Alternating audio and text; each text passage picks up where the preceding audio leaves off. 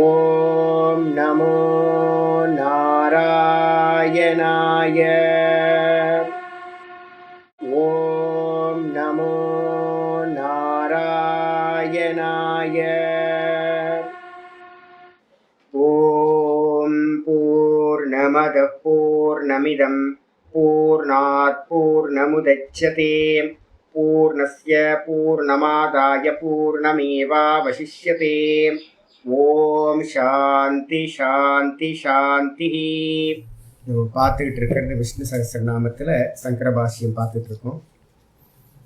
இதில் வந்து பார்த்தீங்கன்னா நேற்று பாடத்தில் வந்து பார்த்தீங்கன்னா 54வது ஸ்லோகம் முடிச்சிருக்கோம். நம்ம இப்போ வந்து பார்த்தீங்கன்னா 55 பார்க்கணும். 55வது ஸ்லோகம் பார்க்கணும். நம்ம 50லேருந்து 55 வரைக்கும் படிச்சுருவோம். நம்ம பாராயணம் பண்ணிடுவோம். ஸ்வாபனஸ்வவசோ வியாபி நைகாத்மா நைககர்மக்ருத் வத்சரோ வத்சலோ வத்சி ரத்னகர்போ தனேஸ்வரः தர்மகுப்தர்மக்ருத்தர்மீ சதசக்ஷரமக்ஷரம் அவிஜ்ஞாதா சஹஸ்ராம்சுர்விதாதா கிருதலக்ஷணः கபஸ்திநேமி சத்வஸ்தः சிம்ஹோ பூதமஹேஸ்வரः ஆதிதேவோ மகாதேவோ தேவேஷோ தேவபிருத்குருः உத்தரோ கோபதிர்கோப்தா ஞானகம்யः புராதனः ஷரீரபூதபிருத்தோக்தா கபீந்திரோ பூரிதக்ஷிணः சோமபோமிருதபः சோமः புருஜித் புருஷத்தமः வினயோ ஜயः சத்யசந்தோ தாசார்ஹ சாத்வதாம் பதிः.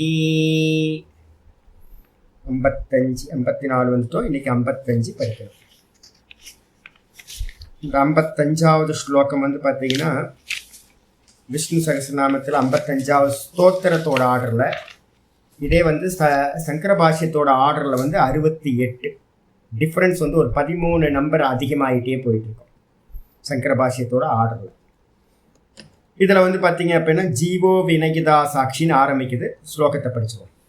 ஜீவோ வினயிதா சாட்சி ஜீவோ வினயிதா சாட்சி முகுந்தோ மித விக்ரமः முகுந்தோ மித விக்ரமः அம்போ நிதிரனந்தாத்மா அம்போ நிதிரனந்தாத்மா மகோததிஷயோந்தகः மகோததிஷயோந்தகः ஜீவோ வினயிதா சாட்சி முகுந்தோ மித விக்ரமः அம்போ நிதிரனந்தாத்மா மகோததிஷயோந்தகः. இந்த அவகிரக சின்னம்னு அந்த இடத்துல ஒரு ஆ மறைஞ்சிருக்கு பார்த்தீங்களா? அந்த அவகிரக சின்னம் படிக்கும்போது முன்னாடி காலத்துலலாம் என்ன இருந்திருக்கும் அப்படின்னா உச்சரிப்பு மட்டும்தானே. அப்போ உச்சரிப்பு மட்டும் போது பின்னாடி வந்தவங்க தான் அந்த அவகிரக சின்னத்தெல்லாம் போட்டிருக்காங்க ஒரு குறிப்புக்காக.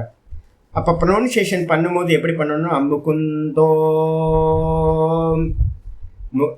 ஜீவோ வினயிதா சாட்சி முகுந்தோ ஒரு எக்ஸ்ட்ரா வந்து அந்த முகுந்தோ மித விக்ரமः அது ஒரு மாத்திரை அதிகப்படுத்தணுன்னா அந்த இடத்துல ஒரு ஆ மறைஞ்சிருக்கிறது ஈஸியாக தெரியும். முகுந்தோ மித விக்ரமः முகுந்தோ அமித அமித விக்ரமः அப்படின்னு இருக்கணும், ஆ இருக்கணும். அதே மாதிரி வந்து பார்த்தீங்கன்னா அம்போ நிதிரனந்தாத்மா மகோததிஷயோந்தகः அங்கே ஒரு அந்தகः ஆ மறைஞ்சிருக்கு. மகோததிஷயோந்தகः ஒரு உச்சரிப்பில் கொஞ்சம் லென்த்து பண்ணி உச்சரிப்பாங்க இந்த இடத்துல. இதில் வந்து பார்த்தீங்கன்னா மொத்தம் வந்து 1 2 3 4 5 6 7 8 நாமங்கள் வந்து பார்த்தீங்கன்னா இந்த ஸ்லோகத்தில் சொல்லப்பட்டிருக்கு. 8 நாமங்கள். முதல் நாமமே வந்து பார்த்தீங்கன்னா ஜீவஹா அப்படின்றது. நம்ம ஜீவகான்றது வந்து பார்த்தீங்கன்னா ஜீவரூபத்தில் இருப்பவர். இந்த உலகத்தில் இருக்கிற எல்லா ஜீவரூபத்திலையும் பகவான் தான் இருக்கார். ரொம்ப சிமிலராகவே வருது பாருங்கள். இன்றைக்கி பாட்டம் நம்ம இதுதான் பார்த்துக்கிட்டு இருக்கோம். நான் வந்து பார்த்தீங்கன்னா க்ஷேத்திரஜனாக இருக்கின்றேன் எல்லா க்ஷேத்திரங்களிலும்.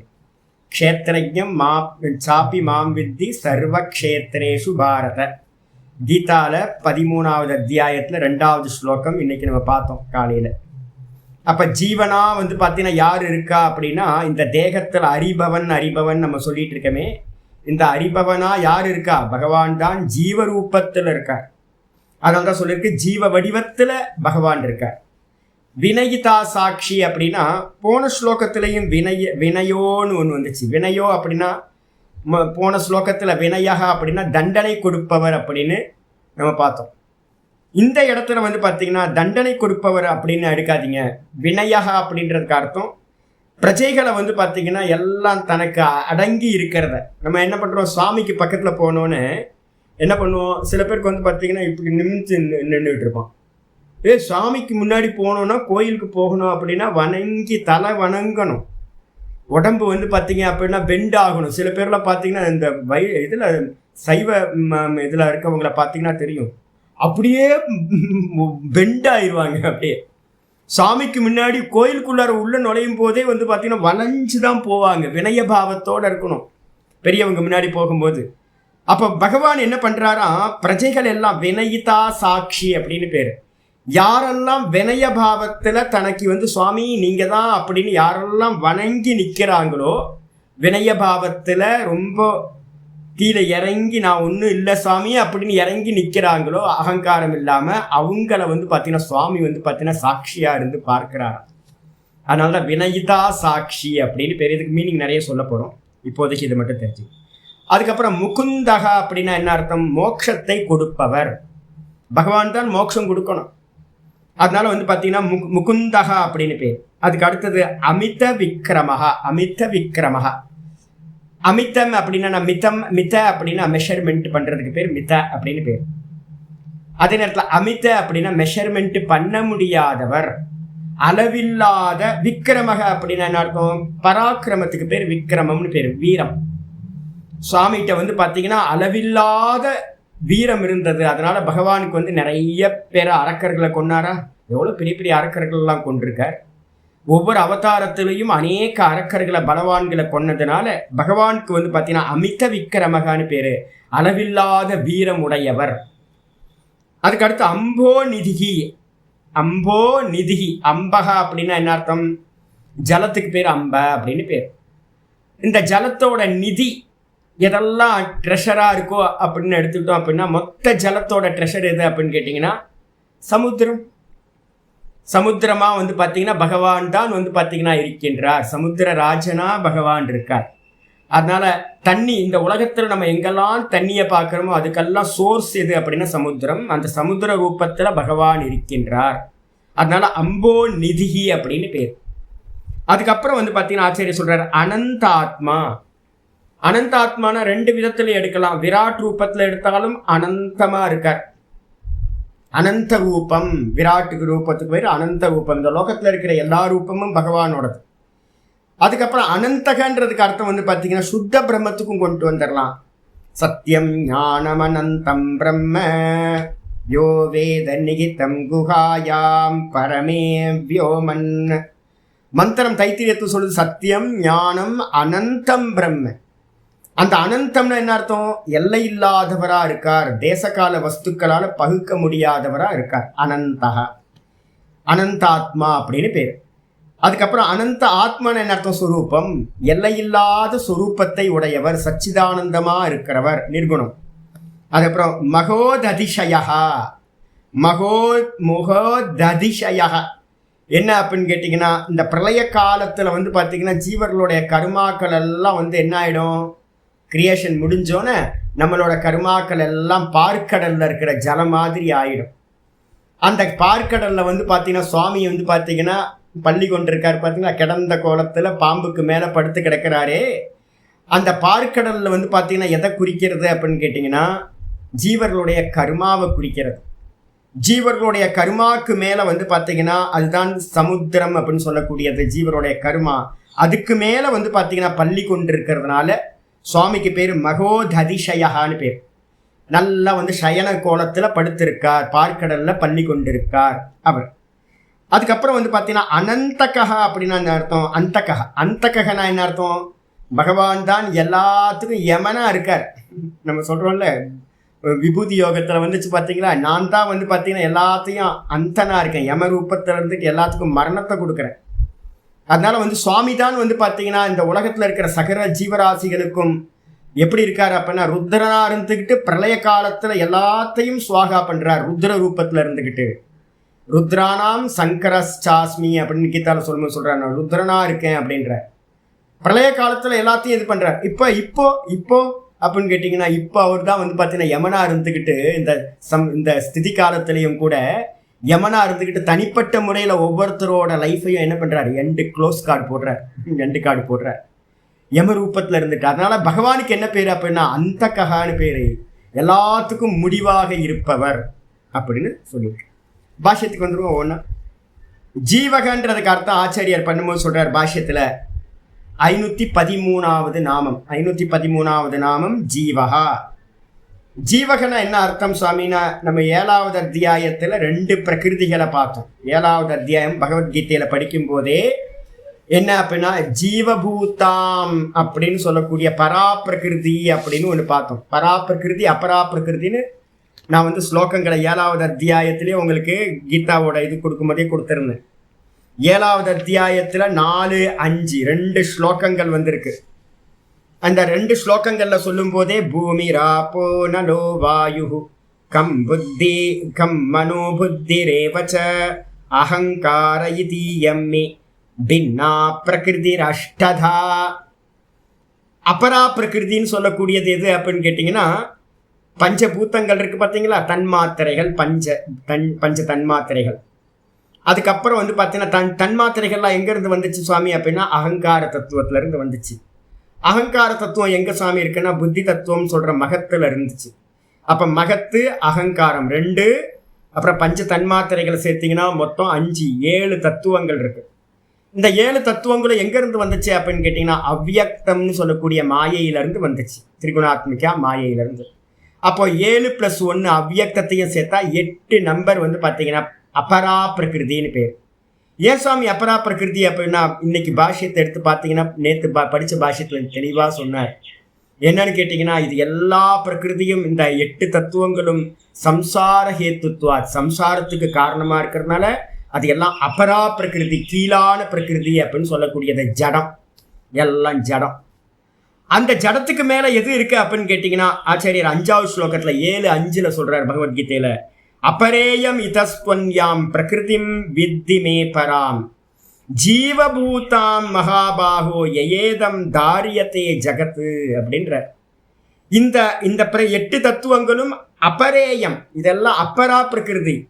இதுக்கு அந்நியமாக வந்து பார்த்தீங்கன்னா பிரகிருதி வித்தி மே பராம், என்னுடைய தன்மையை பரா பிரகிருதி என்று அறிந்து கொள். இதுக்கு அந்நியமா 7 தத்துவங்களுக்கு அந்நியமா, 8 தத்துவங்களுக்கு அந்நியமா, மாயைக்கு அந்நியமா என்னை அறிந்து கொள், பரா பிரகிருதி. பரா பிரகிருதின்னு என்ன சுவாமி அப்படின்னு கேட்கும்போது அங்க சொல்றார், ஜீவபூதா மகாபாகோ, ஜீவ வடிவாக. ஜீவ வடிவுனா என்ன அர்த்தம், நம்ம எல்லா தேகத்துக்குள்ளாரையும் வந்து பார்த்தீங்கன்னா ஒரு சின்ன கீட்டாலேருந்து ஒரு புழு பூச்சியிலேருந்து பிரம்மா வரைக்கும் எல்லா ஜீவர்களிடத்துலையும் நான் நான் நான் வந்து பார்த்தீங்கன்னா ஒரு கான்சியஸ்னஸ் இருக்கே, அந்த கான்சியஸ்னஸ் உணர்வுக்கு பேர், அறிவுக்கு பேர், சைத்தன்யத்துக்கு பேர் வந்து பார்த்தீங்கன்னா ஜீவபூதம், ஜீவ வடிவுன்னு பேர். அப்போ உள்ளே இருந்துக்கிட்டு பார்க்கின்ற அறிகின்ற அந்த சைத்தன்ய ரூபமாக இருக்கிற க்ஷேத்திரஞன். அதனால தான் இன்னைக்கு கீதால 13:2 வந்து பார்த்தீங்கன்னா ஆச்சாரியார் சொல்லும் போதே சொல்கிறார், க்ஷேத்ரயம் சாபி மாம் வித்தி சர்வ க்ஷேத்ரேஷு பாரத. எல்லா ஜீவராசிகள்லையும் தேகத்துக்கு பேர் க்ஷேத்திரம்னு பேர். சர்வ க்ஷேத்ரேஷுன்னு என்ன அர்த்தம், சகல ஜீவராசிகளுடைய தேகத்திலையும் இருக்கின்ற நான் நான் அறிகின்றவனா எந்த ஜீவன் இருக்கின்றானோ அந்த ஜீவனாக என்னை அறிந்து கொள்வாயாக அப்படின்னு தெளிவாக சொல்றார். அப்ப பகவான் தான் வந்து பார்த்தீங்கன்னா எல்லா ஜீவராசிகள்லையும் ஜீவபூத்தமா இருக்கார். அப்போ 7:5 சொல்லப்பட்டிருக்கு ஜீவபூதா மகாபாகோ எகேதம் தாரியத்தை ஜகத்து. எதனால இந்த ஜடவர்க்கமா இருக்கக்கூடிய ஜடக்கூட்டமா இருக்கிற இந்த ஜகத்து மொத்தமும் தேகங்களும் ஆப்ஜெக்டா இருக்கிற அந்த ஜகத்தும் எதனால் தாங்கப்பட்டிருக்கின்றதோ. இந்த தேகம் நிக்கணும்னா என்ன இருக்கணும் சாமி, நான் இருக்கணும். நான்றது இந்த தேகத்துல இருந்து போயிடுச்சு அப்படின்னா அவ்வளவுதான், இது மேட்டர். இதை எரிச்சிருவாங்க, சாம்பல் ஆக்கிடுவாங்க, மண்ணோட மண்ணா போயிடும் இந்த தேகம். வீட்டில் வச்சுக்க மாட்டாங்க. இல்லை என் அப்பா இருக்கட்டும் அப்படின்னு வச்சுக்க முடியாது, என் அம்மான்னு வச்சுக்க முடியாது, புள்ளன்னு வச்சுக்க முடியாது. அவ்வளோதான், கொண்டு போயிட வேண்டியதுதான். 3 நாளுக்கு மேலே வைக்க முடியுமா வீட்டுக்குள்ளார? 3 நாளுக்கு முன்னாடி வைக்க முடியும். 3 நாள் இல்லை, 4-5 மணி நேரம் ஆகும்போதே பார்த்தீங்கன்னா தெரியுமா உங்களுக்கு, ஸ்மெல் வர ஆரம்பிச்சிடும். ஊதுவத்தி பார்த்தீங்கன்னா அகர்பத்தியாக கொளுத்தி வைப்பாங்க. நான் ஒரு நிறைய எக்ஸ்பீரியன்ஸ், இப்போ தான் போகிறதே இல்லை. முன்னாடிலாம் ரொம்ப மரணத்துக்காக போயிட்டு இருப்பேன். முன்னாடி என்ன அப்படின்னா 4 மணி நேரத்துக்கு மேலே ஸ்மெல் வர ஆரம்பிச்சிடும். அந்த நான்லாம் பார்த்தீங்கன்னா விதவிதமான அகர்பத்திலாம் கொண்டு போயிருக்கேன். விதவிதமாக அகர்பத்தி கொண்டு. எனக்கு பார்த்தீங்கன்னா ஒரு டீச்சர், ரொம்ப நல்ல டீச்சர், இறந்து போயிட்டார். வீட்டோட ஃபேமிலி ஃப்ரெண்டு. நல்லா அப்போ பார்த்தீங்கன்னா எங்கள் அம்மாட்ட கேட்குறேன், என்ன வாங்கிட்டு போகணும் அப்படின்னு. மாலை வாங்கிட்டு போ. சரி, மாலை வாங்கிக்கலாம். அகர்பத்தி பார்த்தீங்கன்னா நல்ல அகர்பத்தியாக, காஸ்ட்லியான அகர்பத்தியாக வாங்கிட்டு போ, நிறைய வாங்கிட்டு போ. எனக்கு காசு எதுக்கு அப்படின்னா, ஸ்மெல் வரும், அது நிறைய பேர் வாங்க மாட்டாங்க, பூவாக வாங்கி போடுவாங்க. நீ போகும்போது என்ன பண்ணு, அகர்பத்தி வாங்கிட்டு போ. நல்லா கடைக்கு போய் பார்த்தீங்கன்னா காஸ்ட்லியான அகர்பத்தியெல்லாம் கொண்டு போய் கொளுத்தி வச்சாச்சு. மாலை, பூ மாலையெல்லாம், ரோஜா மாலையெல்லாம் போட்டு மெதுவாக 4 மணி நேரத்துக்கு மேலே ஆச்சு, 5 ஆச்சு, 6 ஆச்சு, 7 ஆச்சு. ஒரே ஐயோ, அந்த ஊதுவத்தியை கொளுத்தி வச்சோன்னா அந்த பாடி டீகம்போஸ் ஆகி அதோட சேர்ந்து வேற ஒரு ஸ்மெல் வரும் வீடு ஃபுல்லாக. அப்புறம் மறுநாள் காலையில் வரைக்கும் பையன் வர்றதுக்காக வெயிட் பண்ணி மறுநாள் காலையில் பார்த்தீங்கன்னா டெட் பாடி. என்னோட டீச்சர் தான் இருந்தாலும், ரொம்ப க்ளோஸ் தான் இருந்தாலும், எப்படா எடுப்பாங்கன்னு இருக்கு. ஐயோ, இவரை சீக்கிரம் எடுத்துடணுமே அப்படின்னு இருக்கு. வீட்டை விட்டு கிளப்பி கொண்டு போகணும், புதைச்சிடணும், எரிச்சிடணும், ஏதாவது பண்ணணும். அப்போ என்ன அர்த்தம்னு கேட்டினா, எது போச்சுன்னா பார்த்தீங்கன்னா இந்த சரீரம் பார்த்தீங்கன்னா அன்வான்ட் ஆயிடுது அப்படின்னா, இந்த ஜீவன் போயிடுச்சு அப்படின்னா போச்சு. ஜீவன் போச்சா பிராணன் போச்சா சாமி அப்படின்னு கேட்டிங்கன்னா, பிரஷ்னோபனிஷத்தில் சொல்லுது. இந்த பிரம்ம தத்துவம் பார்த்தீங்கன்னா யோசனை பண்ணிச்சான். 6வது பிரஷ்னத்தில் பார்த்தீங்கன்னா சொல்லி வருது. இந்த பிரம்ம தத்துவம் சைத்தன்யம் யோசிச்சுதான், எது இருந்தா இந்த தேகத்துல நான் இருப்பேனோ, எது இல்லாம போனா இந்த தேகத்துல நான் இல்லாமல் போவேனோ, அது மாதிரி எனக்கு ஒரு மீடியம் வேணும் அப்படின்னு அது என்ன பண்ணிச்சான், பிராணம் அசிருஜத்தை, பிராணனை சிருஷ்டி செய்தது. அப்ப பிராணன் இருக்கு அப்படின்னாவே என்ன அர்த்தம், அங்க ஜீவன் இருக்கான், கான்சியஸ்னஸ் இருக்குன்னு அர்த்தம், சைத்தன்யம் இருக்கு, சுவாமி இருக்காருன்னு அர்த்தம். இந்த பிராணன் போயிடுச்சு அப்படின்னா என்ன அர்த்தம், பிராணன் போறது இண்டிகேஷன், ஜீவன் போயிடுச்சுன்னு அர்த்தம். ஜீவன் யாரு, சுவாமி தான் ஜீவன், சிவமா இருக்கார். சிவம் போயிட்டாரு அப்படின்னா சவமாயி போயிடுது. அப்போ பார்த்தீங்கன்னா இந்த தேகத்தில் பார்த்தீங்கன்னா ஜீவபூதத்தில் பார்த்தீங்கன்னா ஜீவ வடிவத்தில் சுவாமி தான் இருக்கார். ஆச்சாரியார் சொல்றாரு, பிராணான் பாஷ்யத்துக்கு வந்துருங்க, பிராணான் க்ஷேத்திரஜ்ஞ ரூபேன தாரயன். பிராணான்னா என்ன எடுக்கணும், பஞ்ச பிராணன்கள் எடுத்துங்க. இந்த தேகம் ஃபுல்லாக வியாபிச்சிருக்கு பஞ்ச பிராணன்.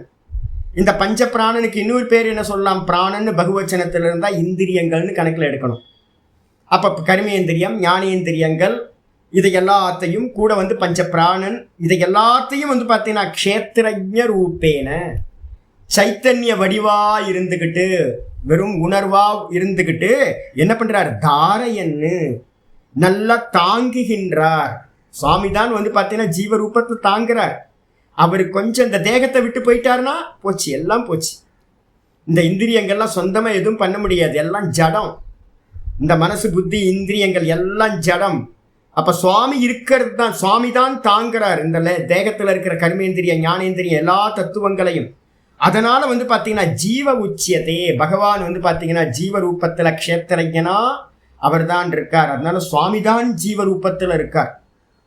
சாந்தோக்கியத்துல பார்த்தீங்க அப்படின்னா பிரவேச சுருதி அப்படின்னு ஒன்று இருக்கு. சாந்தோக்கியத்துல பிரவேச சுருத்தின்னு இருக்கு. அது சொல்லுது 6வது சாப்டர்ல சொல்லுது பகவத் சாந்தோக்கிய உபனிஷத்துல, அனேன ஜீவேன ஆத்மனா அனுப்பிரவிஷ்ய நாம ரூப வியாக்கரவாணி அப்படின்னு ஒன்று சொல்லுது. இந்த தேகத்துக்குள்ளார பார்த்தீங்கன்னா பகவான் பிரவேசம் பண்ணாராம். எப்படி பிரவேசம் பண்ணார் அப்படின்னு கேட்டீங்கன்னா ஜீவரூபத்துல பிரவேசம் பண்ணாராம். குரங்கு அப்படின்னு குரங்கு சரீரத்துல உள்ள புகுந்தார். நான் தேவன் ஈஸ்வரன் அப்படின்னு சுவாமி உள்ள புகழல. நாய்க்குள்ளார நாயி அப்படின்னு உள்ள புகுந்தார். பேய்க்குள்ளார நாம் பேயின்னு புகுந்தார். மனுஷனுக்குள்ளார நாம் மனுஷன் அப்படின்னு புகுந்தார். எல்லா ஜீவராசிகளுக்குள்ளாரையும் சுவாமி பார்த்தீங்கன்னா ஜீவனா உட்புகுந்து அந்தந்த நாமத்தையும், அந்தந்த சரீரத்துக்கான ரூபத்தையும், அந்தந்த நாமத்தையும் உடையவரா ஆனது போல ஆனார். எதோடைய சம்பந்தம் இல்லை, ரிஃப்ளெக்ஷன் தான். ரிஃப்ளெக்ஷன் வந்து பார்த்தீங்கன்னா சந்திரன் வந்து பார்த்தீங்கன்னா இருக்குது மேலே ஒரே சந்திரன். அந்த சந்திரன் வந்து பார்த்தீங்கன்னா அநேக ஜலபாத்திரங்களில் விதவிதமான ஜலபாத்திரங்கள்லையும் பிரதிபிம்பத்தை எப்படி உண்டு பண்ணுதோ அதே மாதிரி அந்த பரமாத்மா ஒருத்தராக இருக்கிறவர் என்ன பண்ணார், எல்லா உபாதிகள்லையும் தேகத்திலையும் உள்ள வந்து பார்த்தீங்கன்னா ஜீவனா உட்புகுந்திருக்கார். ரொம்ப முக்கியமானது இது. வந்து பார்த்தீங்கன்னா ஜீவகன்ற ஒரு சப்தம் ஜீவபிரம ஐக்கியத்தை சொல்றது. சுவாமி தான் ஜீவ ரூபத்தில் இருக்கார், நான் இல்லை. சதா வந்து பார்த்தீங்கன்னா ஒரு பக்கம் என்ன பண்ணணும், நம்ம சிந்தனை பண்ணணும், என்ன பண்ணணும்னு கேட்டிங்கன்னா நான் இல்லை. இந்த வாக்கியங்கள்லாம் இப்போ மெதுவாக வந்து எடுத்துக்கணும். நம்ம மெதுவாக டீச்சிங்ஸ்லேருந்து 13வது சாப்டர் போயிட்டுருக்கு. அப்போ இங்கேயும் அதே மாதிரி வருது. அப்போ என்ன அர்த்தம், நான் வந்து பார்த்தீங்கன்னா ஜீவன் இல்லை, நான் பிரம்மம், நான் சதா நாராயண சுரூபமாக தான் நான் இருக்கேன். இந்த உள்ளுக்குள்ளார ஜீவ ரூபத்தில் பகவான் தான் இருக்கார், ஜீவன் ஒரு ஆள் இல்லவே இல்லை, பகவான் தான் இருக்கார் அப்படின்னு மனசுக்குள்ளார கொண்டு வரணும். அதனால வந்து பார்த்தீங்கன்னா ஜீவகா, அப்போ பகவான் ஜீவன் என்று சொல்லப்படுகின்றார். இதுக்கு அடுத்தது வந்து பார்த்தீங்கன்னா சொல்லுது 514வது நாமம் வினயிதா சாட்சி அப்படின்னு பேர். வினயிதா சாட்சி சுவாமிக்கு இன்னொரு பேர். வினயிதா சாட்சின்னு என்ன அர்த்தம், வினயித்வம் வினயிதா. வினயித்வம் அப்படின்னு என்ன அர்த்தம் அப்படின்னு கேட்டிங்கன்னா ரொம்ப வினயபாவத்தில் இருக்கிறது, பணிவோடு இருக்கிறது. கோயிலுக்கு போகும்போது சுவாமிகிட்ட முன்னாடி நம்ம என்ன பண்ணுறோம், பணிவோடு இருக்கிறோமா, நல்லா வணங்கி வந்து பார்த்துன்னு நிற்கிறோம். சில பேர்லாம் அப்படியே அகங்காரத்தோடு கோயிலுக்கு வரும்போது பதவியில் அகங்காரத்தோடு வராங்க. பொலிட்டிஷியன்லாம் வரும்போது பார்க்குறேன். அண்ணாமலையார் கோயிலுக்கு வந்து பார்த்திங்கன்னா நிறைய பேர் வருவாங்க. உள்ளே நுழைஞ்சா சுவாமிக்கு முன்னாடி பூஜ்யம் எல்லாம் அது தெரியாமல் உள்ளே வரும்போது தாம் பெரிய பதவியில் இருக்கிறேன் அப்படின்னு வந்து பார்த்திங்கன்னா அந்த பொலிட்டிஷியன்ட்டு தான் அந்த மாதிரி ஒரு கர்வம் இருக்குது, அகங்காரம். அப்படியே நிமிர்ந்த நெஞ்சோட வர்றது. சுவாமிக்கு முன்னாடி போய் நிமிர்ந்த நெஞ்சோட வந்தா என்ன ஆகும், எத்தனை கோடி ஜென்மம் திரும்ப பிறப்பான்னு தெரியாது. பாப்பி, மகா பாப்பிய. கவர்மெண்ட்ல வேலை பார்க்குற ஆஃபீஸர்ஸ் எல்லாம் அப்படிதான் வராங்க. கோயிலுக்கு வரும்போது ஃபோட்டோலாம் போடுவாங்க. அவங்கெல்லாம் வீடியோலாம் பார்த்தோன்னா கோயிலுக்கு வரும்போது என்ன சிம்பிளாக வரணும். அதனால தான் வந்து பார்த்தீங்கன்னா துண்டை எடுத்து நம்ம என்ன பண்ணுறோம், சுவாமிக்கு முன்னாடி போகும்போது துண்டை எடுத்து கட்டுறோம். கேரளாலலாம் ஷர்ட் போடவே முடியாது, எல்லா ஷர்ட்டையும் கட்டிடுவாங்க. கன்னியாகுமரி போனீங்கன்னா அதே மாதிரி தான். கன்னியாகுமரிக்கு கோயிலுக்குள்ளாரெலாம் நீங்கள் நுழைய முடியாது. சுசீந்திரம் போனீங்க அப்படின்னா வேறு எங்கே போனீங்கன்னா கேரளாக்குள்ளார பார்டரில் நுழைஞ்சிட்டாவே ஷர்ட்டை கழட்டி வச்சுக்கணும், ஷர்ட் இல்லாமல் போகணும். கோயிலுக்கு போகும்போது வந்து துண்டை எடுத்து இடுப்பில் கட்டிக்கிறது. வேறு சுவாமி நான் ஒன்றும் இல்லை, உனக்கு முன்னாடி ஷர்ட் போடுறது கூட எனக்கு ஒரு அருகதை இல்லை அப்படின்னு சுவாமியை மேலே ஏற்றி வச்சு தன்னை வந்து ரொம்ப தாழ்த்திக்கிட்டு போகிறது. அப்போ யார் வந்து பார்த்தீங்கன்னா வினயித்துவம் அப்படின்றதுக்கு அர்த்தம் வினயித்தான்னு பேர். வினயித்துவம் அப்படின்னா வினயத்தன்மை, தாழ்த்திக்கிற தன்மை. இதில் வந்து பார்த்தீங்கன்னா பைபிளில் ஒரு வச்சனம் இருக்குது, எவன் தன்னைத்தானே தாழ்த்தி கொள்கின்றானோ அவன் உயர்த்தப்படுவான். என்ன வாக்கியம் பாருங்க. அப்படியே இங்கே நம்மளோட இது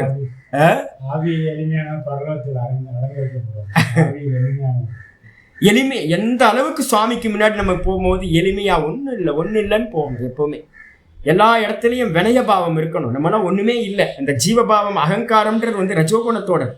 அதனால வந்து பார்த்தீங்கன்னா அந்த வினயத்தன்மைக்கு வந்து பார்த்தீங்கன்னா வினயித்தான்னு பேர். அப்படி யாரெல்லாம் வந்து பார்த்தீங்கன்னா வினயபாவத்தில் இருக்காங்களோ தாம் ச பிரஜானாம் இது வினயிதா சாட்சி, அது மாதிரி இருக்கக்கூடிய பவ்யபாவத்தோட வினயபாவத்தோட இருக்கிறவங்களை எல்லாத்தையும் சாட்சியா இருந்து பார்க்கிறவருக்கு பேரு வினயிதா சாட்சின்னு பேர். அப்ப சுவாமி பார்க்கிறார், நீ அகங்காரத்தோட வரியா, உன்னோட பதவி உன்னுடைய பணம் எல்லாத்தையும் வச்சுக்கிட்டு அகங்காரத்தோட வரியா, இல்லை வந்து நான் ஒண்ணுமில்லை சாமி அப்படின்னு வந்து வரியா அப்படின்னு உள்ள இருந்து பார்த்துக்கிட்டு இருக்கார், வெளியில இருந்து இல்லை. சாட்சி தானே அவரு, உள்ளுக்குள்ளார அந்தர்யாமியா தானே பகவான் இருக்கார். அப்ப அந்தர்யாமியா இருந்துக்கிட்டு பாவகிராகி ஜனார்தன உள்ளுக்குள்ளார பாவத்தை வந்து பார்த்தீங்கன்னா கிரகணம் பண்ணிக்கிட்டு இருக்கார். இவன் என்ன பண்ணிக்கிட்டு இருக்கான், எந்த பாவத்துல வரான் அப்படின்னு உள்ள இருந்து சாட்சியா பார்த்துக்கிட்டு இருக்கார்.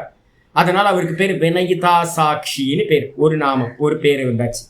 அத்தவா அல்லது வேற என்ன சொல்லலாம், வி நய தாத்து வந்து பார்த்தீங்கன்னா அழைத்து செல்வதில் அர்த்தம்.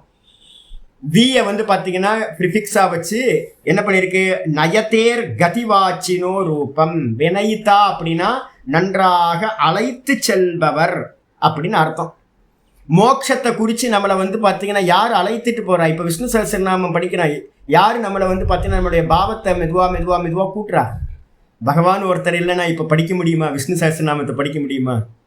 அப்போ நம்ம 1000 நாமத்தை படித்து மெதுவாக நான் உள்ள ஒன்றும் இல்லை, ஜீவன் இல்லை, இருக்கிறது வாஸ்தவத்தில் ஈஸ்வரன் தான் உள்ளே இருக்கார்னு நம்மளை மெதுவாக குரு ரூபத்தில் சாஸ்திர ரூபத்தில் இருந்து அனுகிரகம் பண்ணி நம்மளை வழி நடத்தி மேலே வந்து பார்த்தீங்கன்னா உத்தாரணம் பண்ணுறவரா மோட்சத்துக்கு கொண்டு போகிறவரா இருக்கிறதுனால வினயத்தா அப்படின்றது வந்து பார்த்தீங்கன்னா யாரு குறிக்கிறது அப்படின்னு கேட்டிங்கன்னா அழைத்து செல்பவர், நம்மளை வந்து மோட்சத்தை நோக்கி அழைத்து செல்பவர் வினயத்தா.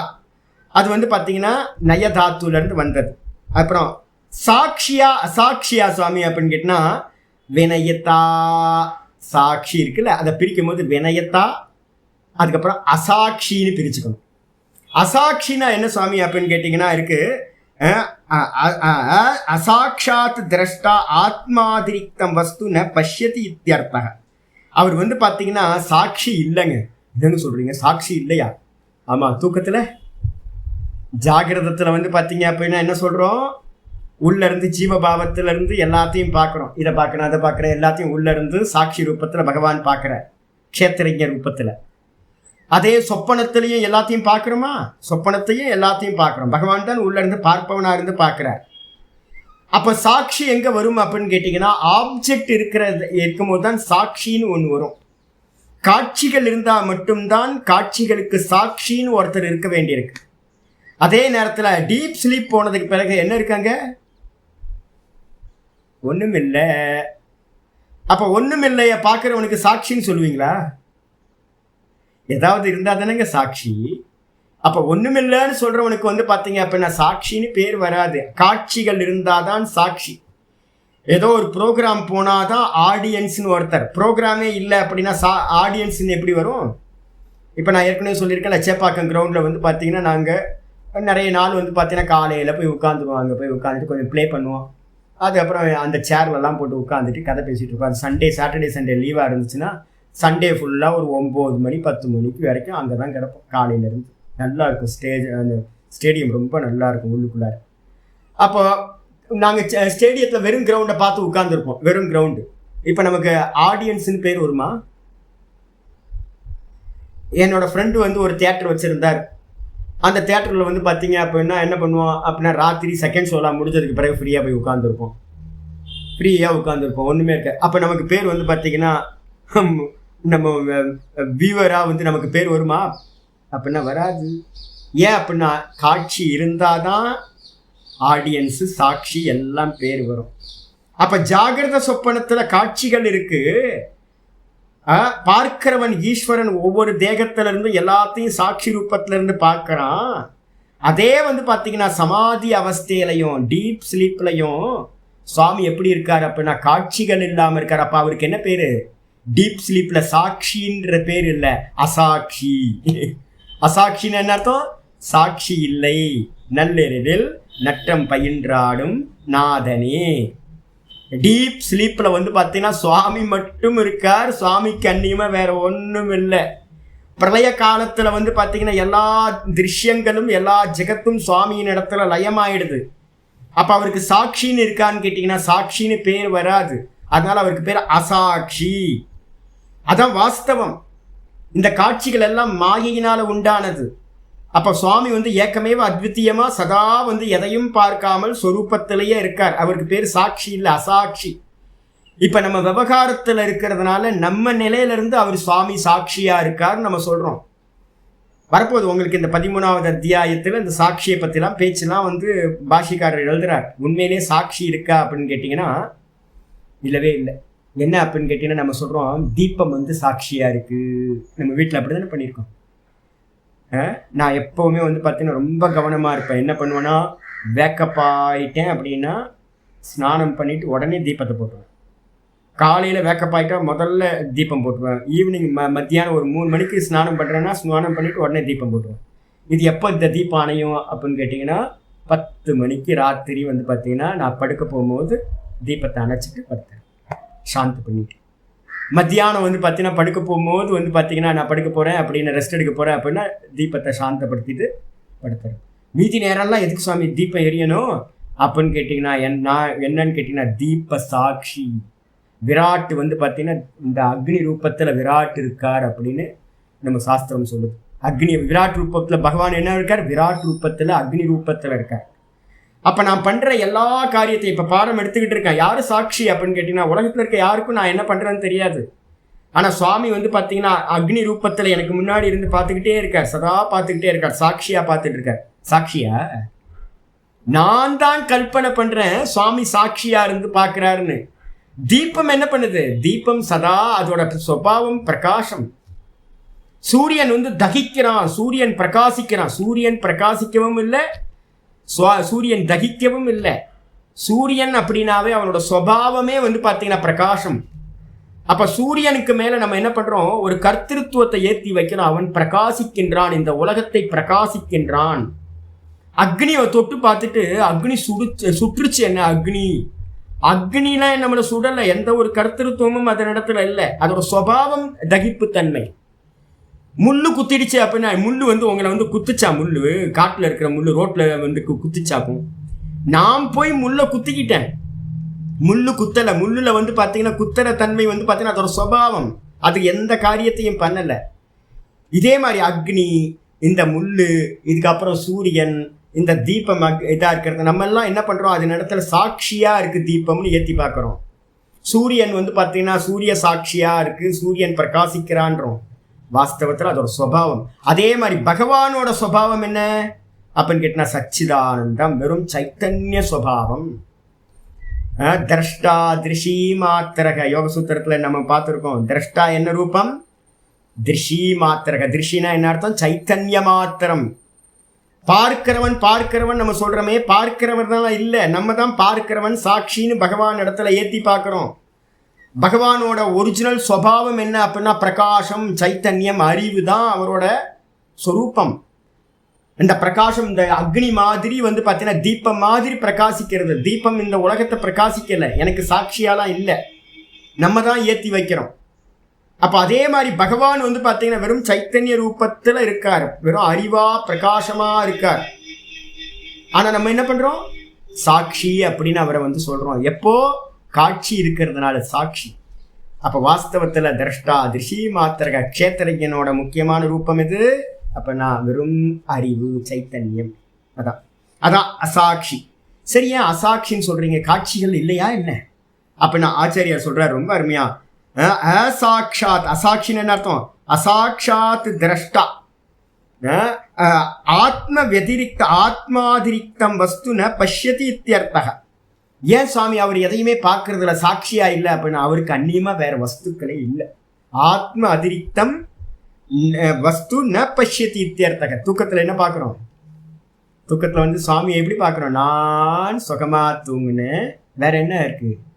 வேற ஒன்றும் இல்லை, வேற ஒன்றும் இல்லை. பிருகதாரண்யம் என்ன சொல்லுது அப்படின்னு கேட்டிங்கன்னா, நான் இப்போது உங்களுக்கு சொல்லும் போது ஒன்றும் தெரியல ஒன்றும் தெரியலன்னு நான் சொல்கிறேன். கேள்வி கேட்குது பிருகதாரண்யத்தில் வந்து ஜனக மகரஜ ஜனக்கட்டை வந்து யாக்ஞவல்கியர் விசாரம் பண்ணும்போது சொல்கிறார், ஏன் ஒன்றும் தெரியல, ஏன் ஒன்றும் தெரியல தூக்கத்தில்? நம்ம உங்களுக்கு சொல்லி கொடுத்து என்ன சொல்கிறீங்க நீங்கள்? தூக்கத்தில் நான் சுகமாக தூங்கினேன், வேற ஒன்றையும் அறியவில்லை, வேற ஒன்றையும் அறியவில்லை. ஏன் ஒன்றும் அறியலை அப்படின்னா ஒன்றும் இல்லை. வாஸ்தவத்தில் ஆத்மா கண்ணியமாக வேற ஒன்றும் இல்லை. தூக்கத்தையே வந்து பார்த்தீங்கன்னா பிரம்மஞானத்துக்கு வந்து பார்த்தீங்கன்னா ஈக்குவலாக வந்து பார்த்தீங்கன்னா அங்கே எக்ஸாம்பிள் சொல்லு, வேற ஒன்றும் இல்லை. தூக்கத்தில் வந்து பார்த்தீங்கன்னா ஒன்றுமே இல்லை. அதனால தான் வந்து பார்த்தீங்கன்னா சாந்தோக்கிய மந்திரம் சொல்லுது, சதேவ சோமி இதமக்ர ஆசித். இப்போ இந்த உலகத்தெல்லாம் நம்ம பார்க்குறோமே, காலையில் எந்திரிச்ச மாத்திரத்தில் இந்த உலகம்லாம் பார்க்குறோமே, இது எல்லாம் தூக்கத்தில் எப்படி இருந்துச்சு அப்படின்னா ஒன்றும் இல்லாமல் வெறும் சத்தத்துவம் மட்டும்தான் இருந்தது. சுவாமி மட்டும்தான் இருந்தார், வெறும் சத்தா மட்டும்தான் இருந்துச்சு ஒழிய வேற எதுவுமே இல்லை. அதனால தான் ஒன்றும் தெரியலை, நமக்கு ஒன்றும் பார்க்கல.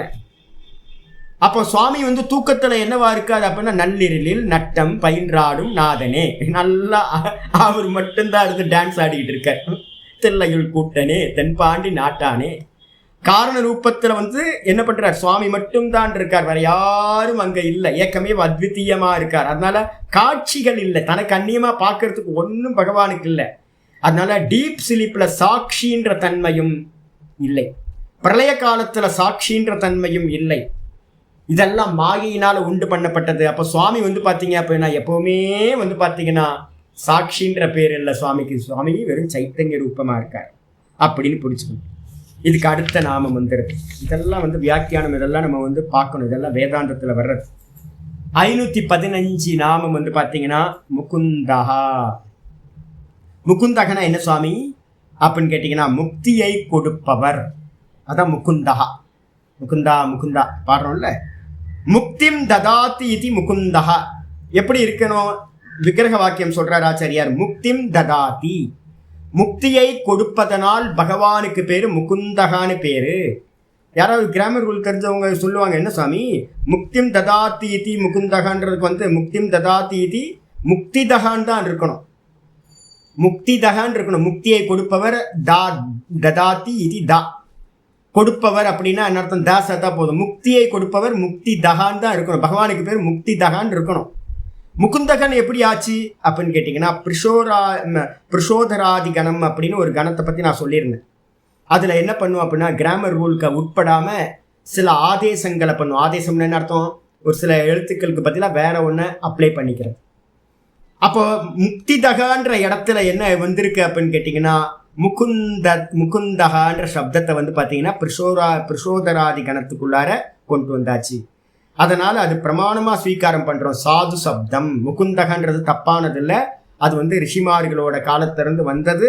அதனால சரியான சப்தம் தான் சாது சப்தம். அக்ஷர சாமான்யாத் நிருக்தி வச்சனாத்.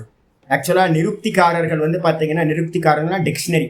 நிருக்தம் அப்படின்னா வைதிக டிக்ஷனரி இருக்குது, சம்ஸ்கிருத டிக்ஷனரி இருக்குது, அதுக்கு பேர் நிருக்தம்னு பேர். அந்த நிருக்த வச்சனத்திலிருந்தும் நைருக்தானாம் முகுந்த இதி நிருக்தி. அந்த நிருக்தக்காரர்கள் அப்படின்னு சொல்லுவோம். கிராமரில் இருக்கிறவங்க, டிக்ஷனரி எழுதினவங்க, அவங்க என்ன பண்ணுறாங்க, அவங்களுடைய வச்சனப்படி முக்திதகன்ற சப்தம் எப்படி ஆயிருக்கு? முக்திதகன்னு இருக்கிறது முகுந்தகா அப்படின்னு பிரசோதராதி கணத்து மூலமாக சொல்லப்பட்டது அப்படின்னு அர்த்தம் எடுக்கணும். அப்போ முகுந்தகன்றதுக்கு அர்த்தம் முக்தியை கொடுப்பவர். யாரு? பகவான் தான் முக்தியை கொடுக்கிறவர். அதுக்கப்புறம் ஆச்சாரியார் 516வது நாமம் சொல்றார். அமித விக்ரமக. அமித விக்ரமகனா என்ன சுவாமி அப்படின்னா மித அப்படின்னா மெஷர்மெண்ட்டுக்கு உட்பட்டது, அளவிடப்பட்டது. அதே நேரத்தில் அமிதனா என்ன அர்த்தம்? அளவிடப்படாதது, மெஷர் பண்ண முடியாதது. அமித மித அமித. அமித அப்படின்னா மெஷர் பண்ண முடியாதது. மெஷர் பண்ண முடியாதுன்னு அர்த்தம் அன்லிமிட், இன்ஃபினிட்டா இருக்கிறது. அந்த இன்ஃபினிட்டா இருக்கிற விக்ரமக அப்படின்னா என்ன அர்த்தம்? விக்ரமன்றதுக்கு அர்த்தம் பராக்கிரமம். பராக்கிரமம்னா வீரம், அளவற்ற வீரத்தை உடையவர். எவ்வளோ பெரிய பெரிய அரக்கர்கள் எல்லாம் வந்து பார்த்தீங்கன்னா ஹிரண்யகசிபு மாதிரி, இரண்யாக்ஷன் மாதிரி, ராவணன் மாதிரி பெரிய பெரிய ஆட்கள் எல்லாத்தையும் கொன்று குவிச்சிருக்காருல. பகவான் கொன்னது அளவுக்கு வந்து வேற யாரும் கொண்டிருக்க மாட்டாங்க. அப்போ அதனால எவ்வளோ பெரிய வீரம் அவருக்கு இருந்திருக்கணும். அதனால அமித விக்ரமகா அப்படின்னு ஒரு பேர். ஆச்சாரியர் பாஷ்யத்தில் என்ன சொல்றாருன்னு பார்ப்போம். அமிதா அப்படின்னா என்ன அர்த்தம்? மெஷர் பண்ண முடியாதது, அளவிட முடியாதது. அளவிட முடியாதுன்னா என்ன எடுக்கலாம்? அபரிச்சின்னான்னு பேர். பரிச்சின்னம்னா லிமிட்டு, அபரிச்சின்னான்றதுக்கு அர்த்தம் அன்லிமிட்டு. அப்போ அமிதன்றதுக்கு அர்த்தம் வந்து பார்த்தீங்கன்னா அமிதா அப்படின்றதுக்கு அர்த்தம் இன்ஃபினிட் அப்படின்னு எடுக்கணும். அளவில்லாதது, மெஷர் பண்ண முடியாதது, அபரிச்சின்னா. சரி, எது அபரிச்சின்னா? விக்ரமஸ்திரயா. விக்ரமகனா கிரம பாத விக்ஷேபன்னு ஒரு தாத்து. கிராமர் படி வந்து பார்த்தீங்கன்னா கிரமு பாத விக்ஷேபன்னு ஒரு தாத்து. நடத்தலுக்கு வந்து பார்த்தீங்கன்னா கிரமகான்னு பேர். அப்போ பகவான் என்ன பண்ணாருன்னா விக்ரமக அப்படின்னு சுவாமிக்கு பேர். திருவிக்ரம சுவாமி அப்படின்னு நம்ம சொல்றோமே. இப்போ ஓணம் வரப்போகுது இல்லை? ஓணம் அடுத்த மாசமா? ஓணம் இந்த மாசமா? இந்த மாசம், அடுத்த மாசம் செப்டம்பர்ல வருதா? ஓ சரி. அப்போ வந்து திருவிக்ரம சுவாமி வந்து பார்த்தீங்கன்னா திருவிக்ரமக அப்படின்னு பேரே என்னது? திரிவிக்ரமகா. அதுதான் இங்கே ஆச்சாரியர் மாற்றி போட்டிருக்காரு. விக்ரமாஸ்திரயகான்னு போட்டார். திரியை தூக்கி முன்னாடி போடுங்க, திரிவிக்ரம அப்படின்னு ஆயிடும். 3 அடி எடுத்து வச்சார் சுவாமி. 3 அடி எடுத்து, முதல் அடி எடுத்து வைக்கும்போது வந்து பார்த்தீங்கன்னா இந்த பூலோகத்தையும் அளந்துட்டாராம். ஒரு அடியில் பூலோகத்தை அளந்துட்டாராம். 2வது அடியில வந்து பாத்தீங்கன்னா சொர்க்கத்தை அளந்துட்டாராம். 3வது அடியில பிரம்மலோகம் இருக்கிற 3 லோகங்களை பூர் பூவ சுவா 3 லோகங்களையும் வந்து பாத்தீங்கன்னா 3 அடியில அளந்துட்டாராம். ஐயோ, அப்ப எப்படி இருப்பாருன்னா பெரிய சுவாமி இல்ல. நம்ம வந்து பாத்தீங்கன்னா இன்னும் நான் உங்களுக்கு வந்து தியான ஸ்லோகம் சொல்லி தரல, இந்த மாசத்துல சொல்லி தந்துடுறேன். அதுல வந்து பாத்தீங்கன்னா வியாக்கியானம் பண்ணும் போது என்ன, வளர்ந்து போய் நிக்கிறார் திருவிக்கிரம சுவாமியா. வளர வளர வளர வாமன அவதாரத்துல வளர்ந்து போகும்போது ஒரு காலத்துல வந்து பாத்தீங்கன்னா இந்த சந்திரன் சூரியன்லாம் என்ன ஆச்சு அப்படின்னு கேட்டீங்கன்னா அந்த முழங்கால் அளவுக்கு இப்ப அளவுக்கு வந்துச்சு. அப்ப சுவாமி வந்து பாத்தீங்கன்னா எவ்வளவு ஹைட்டா இருந்திருப்பார். அவ்வளோ பெரிய ஹைட்டா இருக்கிறவர் வந்து பாத்தீங்கன்னா அந்த மொத்த உலகத்தையும் 3 அடியில் அளந்தார் அப்படின்னா அதனால அவருக்கு பேரு அமித விக்கிரமக. அவரோட மெஷர்மெண்ட்டை அளக்க முடியுமா சாமி? அவர் எவ்வளவு தூரம் கால் வைக்கிறார், நடக்கிறதோட அளவை அளக்க முடியுமா? 3 அடியில உலகத்தையே அளந்துட்டார் அப்படின்னா அப்ப அவருடைய அந்த பாத அடியை வந்து பாத்தீங்கன்னா மெஷர் பண்றது முடியவே முடியாது. அதனால அவருடைய பாத அடிகளுக்கு வந்து பாத்தீங்கன்னா அமித விக்கிரமகா அப்படின்னு பேர். அதனால ஆச்சாரிய சொல்றார் விக்ரமாஸ்திரயக பாத விக்ஷேபோ அசிய. நடத்தல் பாத விக்ஷேபம்னு அர்த்தம் ஸ்டெப் ஸ்டெப்பா நடக்கிறது. அவருடைய அந்த ஒவ்வொரு ஸ்டெப்பையும் வந்து பாத்தீங்கன்னா நம்மளால எவ்வளோன்னு அளக்கவே முடியாது. அப்படிப்பட்ட பாதங்களை அடிகளை கொண்டவர், பாத அடிகளை கொண்டவரா இருக்கிறதுனால திருவிக்கிரமகா. அவருக்கு பேர் வந்து பாத்தீங்கன்னா அமித விக்கிரமகான்னு பேர். திருவிக்கிரமருக்கு இன்னொரு பேர் தான் அமித விக்கிரமகா. அதுக்கப்புறம் திருக்கோவிலூர் வந்தா பாருங்க, முக்கியமான கோயில், 108 நவதிருப்பதியில முக்கியமானது, ரொம்ப வீரியமானது. சுவாமி வந்து பாத்தீங்கன்னா என்ன கலர்ல இருப்பார் தெரியுங்களா? பச்சை கலர்ல இருப்பார். பாத்தீங்கன்னா அப்படியே ஒட்டிக்கும், மனசுக்குள்ளார ஒட்டிக்கும். நல்ல மூர்த்தம் பாக்குறதுக்கு. இன்னொன்று கிருஷ்ணாரண்ய கஷேத்திரம்னு பேரு. கிருஷ்ணர் வந்து பாத்தீங்கன்னா அங்க முக்கிய கடவுளே திருக்கோவிலூர்ல வந்து பாத்தீங்கன்னா முக்கியமான இதே வந்து கிருஷ்ணருக்கான க்ஷேத்திரம். அது கிருஷ்ணாரண்யம் அப்படின்னு பேர். என்ன எப்போது இந்த பக்கம் திருவண்ணாமலைக்கு ப்ரோக்ராம் போட்டிங்கன்னா நேராக திருவிக்கிரம சுவாமியை வந்து பார்த்துட்டு போயிடணும். ஏன்னா நம்ம விஷ்ணு சகஸ்ரநாமத்தோட தியான ஸ்லோகமே திருவிக்கிரம சுவாமியை பேஸ் பண்ணி தான் இருக்கு. அவரோட அனுகிரகம் வேணும். அதுக்கப்புறம் ஆச்சாரியார் சொல்றாரு என்னன்னு கேட்டிங்கன்னா இது ஒரு மீனிங். அதுக்கப்புறம் ஆச்சாரியார் சொல்றாரு என்னன்னு கேட்டிங்கன்னா ஒன்று திருவிக்கிரம சுவாமியை சொல்லியாச்சு. 2வது அர்த்தம் சொல்றார் அமிதம் விக்கிரமணம் சௌரியம் அஸ்ய இதுவா. அந்த விக்கிரமன்ற சப்தத்துக்கு அர்த்தம் வந்து பாத்தீங்கன்னா சௌரியமும் குறிக்கிறது. சௌரியம்னு அர்த்தம் வீரம்.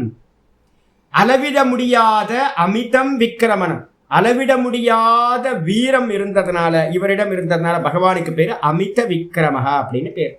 எல்லா அரக்கர்களையும் கொண்டது சிவபெருமான் இல்லை. சிவபெருமான் வந்து பாத்தீங்கன்னா திரிபுராந்தகன்னு பேரு. சிவபெருமானுக்கு என்ன பேரு?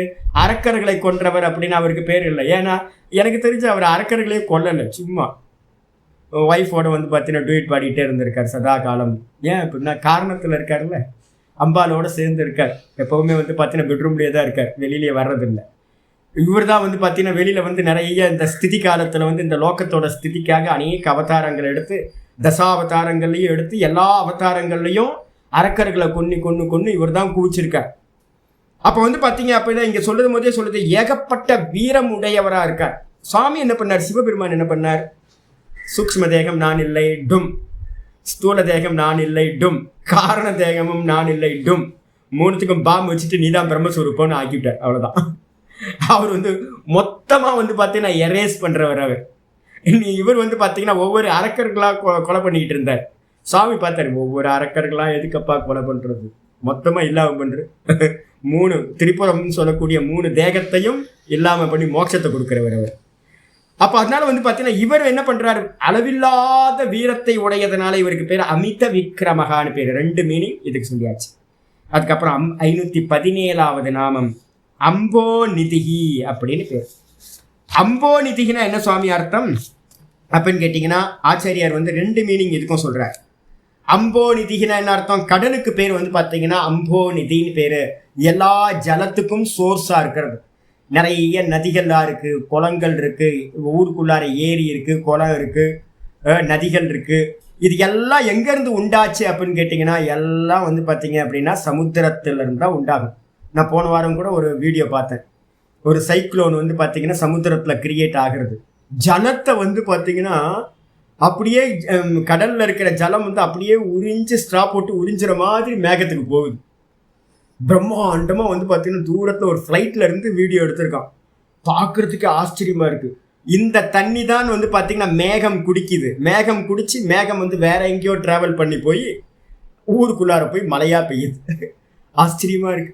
அப்ப எல்லா நதிகளுக்கும் தண்ணிக்கும் எது சோர்ஸ் அப்படின்னா கடல், சமுத்திரம் தான். அப்ப அம்போ நிதிகி அப்படின்றதுக்கு அர்த்தம் சமுத்திரம். சமுத்திர ராஜனா, சமுத்திர ரூபத்துல பகவான் இருக்கார். அதனால அவருக்கு பேர் அம்போ நிதிகி அப்படின்னு பேர். பாஷிகார் என்ன சொல்றான்னு பார்ப்போம். அம்பாம்சி ஆச்சாரியார் பிரிச்சர்றார். அம்போ நிதிகின்றதுக்கு அர்த்தம் நிதினா ட்ரெஷரி, பெட்டகம், பொக்கிஷம். நம்ம பணம் கட்டுறதுலாம் இருக்குல்ல, நிறைய இடத்துல போய் பணம் கட்டுறோம். கவர்மெண்ட்ல பணம் கட்டுறதுலாம் ட்ரெஷரியில் போய் தானே பணம் கட்டுறோம். அதே மாதிரி வந்து பார்த்தீங்கன்னா பெட்டகம், பொக்கிஷத்துக்கு பேர் நிதின்னு பேர்.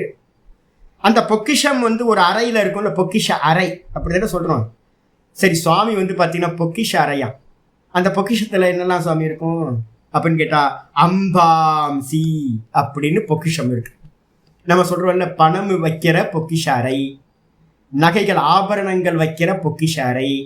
அதே மாதிரி பகவான் வந்து பொக்கிஷ அறையா இருக்கிறார் அப்படின்னா அவரிடத்துல என்ன வைப்பாங்க அப்படின்னு கேட்டினா அம்பாம்சின்னு சொல்லக்கூடியதை எல்லாத்தையும் வைக்கிறாங்க. அம்பாம்சினா என்ன சுவாமி? தேவாதயோ அஸ்மின் நிதியந்தே இது அம்போ நிதிஹி. பிரளய காலத்துல என்ன ஆகுது அப்படின்னு கேட்டீங்கன்னா தேவர்கள் எல்லாம், யாரெல்லாம்? தேவர்கள், அசுரர்கள், மனுஷங்க எல்லாம் என்ன பண்றாங்க அப்படின்னு கேட்டீங்கன்னா எல்லாம் வந்து பிரளய காலத்துல சுவாமியின் இடத்துல போய் லயத்தை அடைந்துடுறாங்க. பெட்டகத்துல வந்து பூட்டி வைக்கிற மாதிரி சுவாமி என்ன பண்றார்? எல்லாத்தையும் பூட்டி வச்சிடறார். யாருக்கும் ஜென்மம் இல்லை. வெறும் பிரளய காலத்துல மட்டும் வெறும் சமுத்திர ரூபத்துல இருக்கும். சமுத்திரமயம் இருக்கு. நான் ஏற்கனவே சொல்லியிருக்கேன், ஜலம் வந்து பார்த்தீங்கன்னா கருமவாச்சி, கருமத்தை குறிக்கிறது. அப்போ நமக்கு வந்து பார்த்தீங்கன்னா எல்லாம் நம்ம எல்லாம் பிரளய காலத்தில் எப்படி இருப்போம்? நம்மளுடைய கருமங்கள் மட்டும், ஜீவர்களுடைய கருமங்கள் மட்டும் இருக்கும். ஜீவர்களுடைய கருமத்தை குறிக்கிறது தான் எது அப்படின்னு கேட்டிங்கன்னா பார்க்கடல்ல படுத்திருக்காரே சுவாமி, அந்த பார்க்கடல் அப்படின்றதே என்னது? ஜீவர்களுடைய கருமா. அப்போ ஜீவர்களுடைய கருமானா எப்படி இருக்கு? அங்கதான் தேவர்கள், யஜ்ஞ அசுரர்கள், மனுஷங்க எல்லாம் தன்னுடைய கரும ரூபத்தில் இருக்காங்க.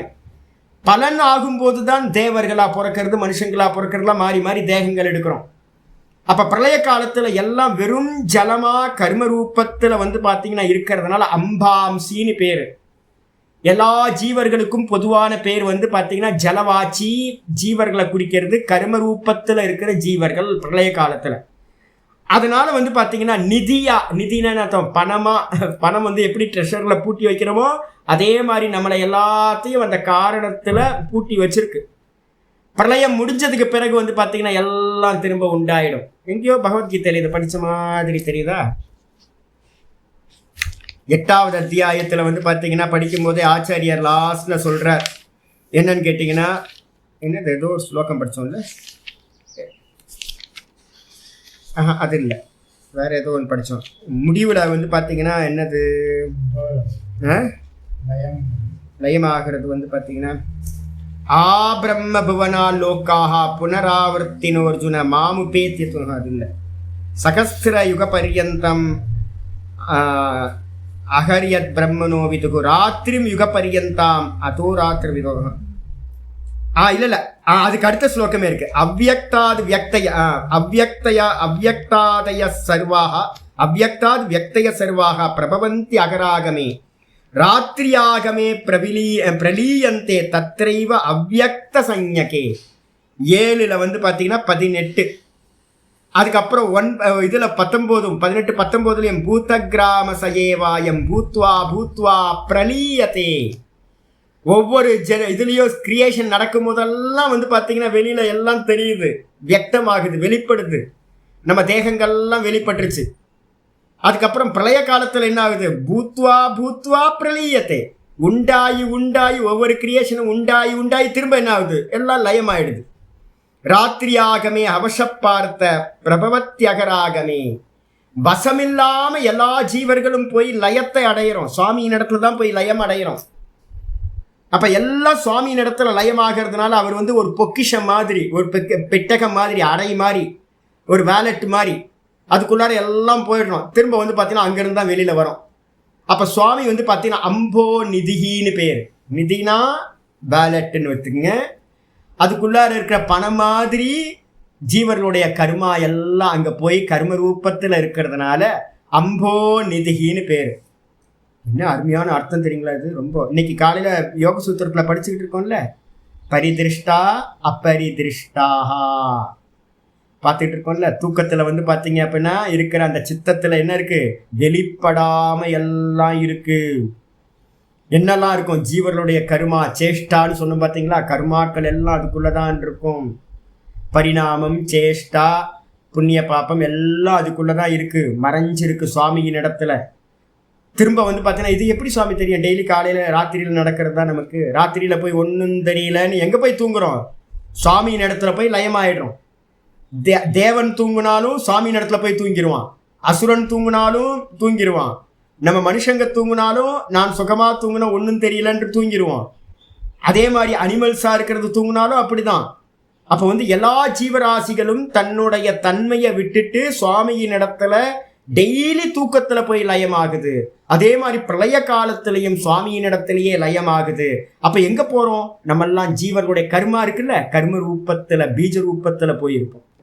திரும்ப சிருஷ்டி கிரியேஷன் ஆகும்போது நம்ம கர்மத்துக்கு ஏற்ற மாதிரி பேக்கப் ஆகிடும். ஆயிடுச்சா? இதான் அதனால அம்போ நிதிகின்னு பேர். அதுக்கப்புறம் ஆச்சாரியார் வந்து கொட்டேஷன் கொடுக்குறார். அம்பான்றது எப்படி நீங்க ஜீவர்களை சொன்னீங்க? யாராவது சதானந்தஜி நான் சொல்றது தான் என்னது, ஜீவர்களுடைய கர்மாக்கு பேர் ஜலவாச்சி. நம்ம வந்து பார்த்தீங்கன்னா எந்த ஒரு கர்மகாண்டம் பண்ணும் போதும் என்ன பண்ணுவோம் அப்படின்னா அச்சுதாய நமக, அனந்தாய நமக, கோவிந்தாய நமகன்னு ஆச்சமனம் பண்றோம் பார்த்தீங்களா? ஆச்சமனம் பண்ணாம எந்த ஒரு கர்மாவும் இல்லை. அதே மாதிரி சங்கல்பம் பண்ணும்போது என்ன பண்ணுவோம் அப்படின்னு கேட்டிங்கன்னா, கையில் வந்து ஒரு உத்தரணி தண்ணியை ஜலத்தை எடுத்து கையில் வச்சுக்கிட்டு ஒரு கையை மேலே ஒரு கையை வச்சு என்ன பண்ணுறோம்? மமோபாத்த சமஸ்த துர்தேக்ஷத்வாரா ஸ்ரீ பரமேஸ்வர பிரீத்தியர்த்தம் அப்படின்னு சொல்லி வந்து இந்த கர்மத்தை நான் செய்கின்றேன் அப்படின்னு சங்கல்பம் பண்ணுறோம். அதே மாதிரி வந்து பார்த்தீங்கன்னா ஒரு அபிஷேகம் பண்ணுறதுக்கு முன்னாடி, எந்த ஒரு கர்மா பண்ணுறதுக்கு முன்னாடியும் கண்களால் வந்து பார்த்தீங்கன்னா அந்த ஜலத்தை பார்த்து தான் நம்ம என்ன பண்ணுறோம்? ஜலத்து மூலமாக இந்த கர்மம் வந்து நமக்கு கனெக்ஷன் ஆகுது அப்படின்னு. ஜலம்தான் கர்ம வாட்சி, கர்மத்தை குறிக்கிறது. அப்போ நம்ம வந்து என்ன ஆகுறோம்? இந்த பர்த் போயிடுச்சு அப்படின்னா நம்ம என்ன ஆகும்? கர்ம ரூபத்தை அடைஞ்சிடும். அப்போ வந்து பார்த்தீங்கன்னா ஜீவர்கள் எல்லாம் கர்ம ரூபமாக பிரளய காலத்தில் இருக்கும். இதை யார் சொல்கிறா? ஆச்சாரியார் வந்து பார்த்தீங்க அப்படின்னா ஒரு கொட்டேஷன் கொடுக்குறாரு. தானிவா ஏதானி சத்வாரி அம்பாம்சி. இந்த நாலும் ஏதானி சத்வாரி, இந்த நான்கும் அம்பாம்சி, அம்பாம்சின்னு சொல்லப்படுகிறது. அம்பாம்சின்னா என்ன சுவாமி அப்படின்னா தேவா மனுஷ்யாகா பிதரோ அசுராகா. தேவர்கள், மனுஷியர்கள், பித்திருக்கள், அதுக்கப்புறம் அசுரர்கள் அப்படின்னு சொல்லக்கூடிய 4 பேருக்கும் ஒரு காமன் நேம் என்ன இருக்கு அப்படின்னா அம்பாம்சின்னு பேர். அம்பாம்சினா என்ன சொல்லலாம் அப்படின்னா கர்மம். கர்மம்னா என்ன சொல்லலாம்? ஜலம். முடிஞ்சு போச்சு. நம்ம எல்லாம் வந்து பிரளய காலத்துல என்னாவும் கர்ம ரூபத்தை மட்டும் இருக்கும், தேகங்கள் எதுவுமே இருக்காது. நமக்கெல்லாம் வெறும் புண்ணிய பாவம் மட்டும் இருக்கும். பிரளய காலத்துல அந்த இதில் வந்து சுவாமி பக்கத்தில் இருக்கிற அம்பாள்கிட்ட வந்து என்ன இருக்கும்? மாயா தத்துவத்தில், என்னது அவ்யாக்கிருத தத்துவத்தில் வெறும் கருமங்கள் மட்டும்தான் இருக்கும். இன்னைக்கு காலையில் பார்த்தோம்ல 2 ரூபம், ஒன்று வாசனா ரூபம், கிளேசஹேத்துக்கா வாசனா ரூபம். இன்னொன்று 2வது என்னது விபாக ரூபம், தர்மா தர்ம ரூபாகா அப்படின்னு பார்த்தோம். அப்போ நம்ம எல்லாம் இறந்து போனதுக்கு பிறகு வெளியில ஒன்றும் தெரியாது, அவ்வியக்தம்னு பேரு. அந்த அவ்வியக்தத்துக்குள்ளார வெறும் புண்ணிய பாப்ப கருமங்கள் மட்டும்தான் இருக்கும். அந்த இடத்துல தேவன், மனுஷன், அசுரன் இது மாதிரி பேதமெல்லாம் இருக்காது. அந்த இடத்துல வெறும் கருமங்கள் மட்டும்தான் இருக்கும்.